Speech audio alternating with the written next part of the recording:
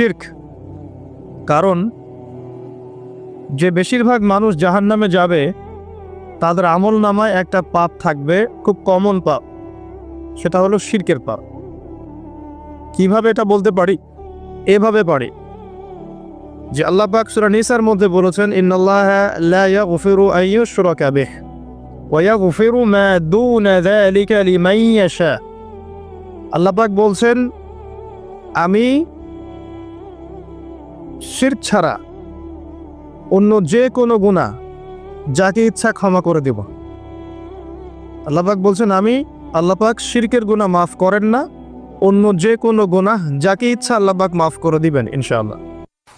আল্লাহ পাক যখন ঘোষণা দিলেন যে শিরক ছাড়া অন্য গুনাহ আমি মাফ করে দেব ইনশাআল্লাহ, শুধু মানুষের সাথে জড়িত বিষয় বাদ দিয়ে। কারণ